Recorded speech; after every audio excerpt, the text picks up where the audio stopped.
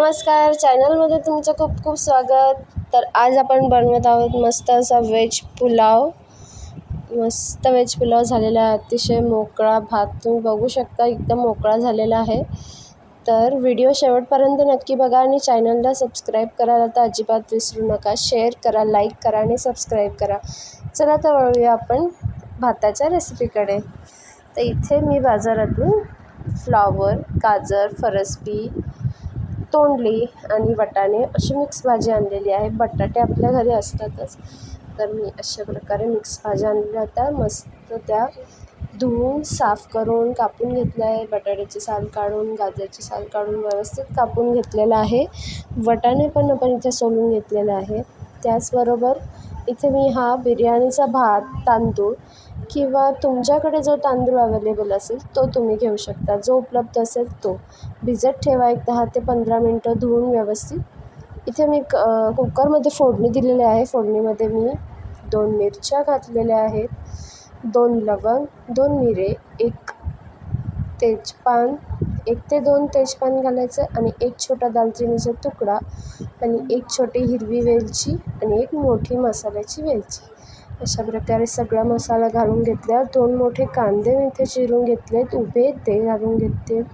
आलं लसूणची पेस्ट घेतली आहे किंवा ठेचून घेतली आहे मी इथे, तुम्ही पेस्ट घेतली तरी चालेल। 1 मोठा टोमॅटो इथे मी चिरून घेतलेला होता। आलं लसूणची पेस्ट कांद्यामध्ये व्यवस्थित परतून झाली, त्याचा कच्चा वास गेला की आपण बारीक चिरलेला हा जो टोमॅटो आहे, अगदी बारीक नाही पण चिरलेला टोमॅटो जो आपण घेतलेला तो घालून घेतला आहे। त्याचबरोबर थोडे जिरे घालून घेतलेत मी इथे, लाल मसाला घातला आहे, हळद घातली आहे, तिखट तुमच्या आवडीप्रमाणे कमी जास्त तुम्ही करू शकता। लाल मसाला इथे मी थोडाच घातला आहे, तुम्हाला आवडत असेल तर तुम्ही अजून थोडा घालू शकता।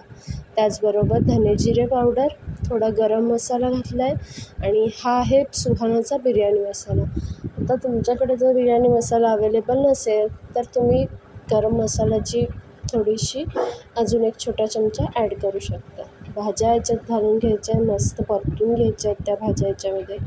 मूठभर इथे कोथिंबीर घालून घ्यायची, पुन्हा एकदा परतायचं आहे आणि 5 ते 7 मिनटं या भाज्या आपल्याला फक्त वाफून घ्यायच्या, शिटी काढायची नाही। मी फक्त इथे झाकण ठेवलेलं आहे, तुम्ही रिंग आणि शिट्टी काढून 5 ते 7 मिनटं वाफून घ्या।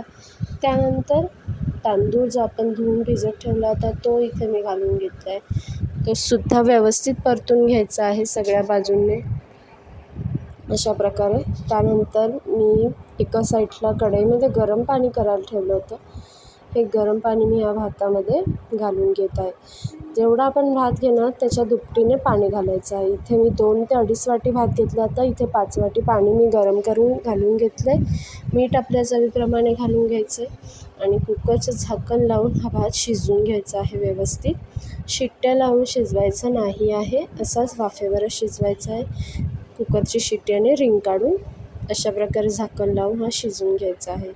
मी इथे शिट्ट्या काढलेल्या नाही आहेत। अशा प्रकारे आपला भात व्हेज पुलाव मस्त तयार आहे खाण्यासाठी। नक्की ट्राय करा आणि कसा झाला आहे तो मला कमेंट करून नक्की कळवा। अशाच मस्त मस्त रेसिपी पाहण्यासाठी चॅनलला सबस्क्राईब करा आणि कमेंटमध्ये कळवा तुम्हाला अजून कुठली रेसिपी पाहायला आवडेल।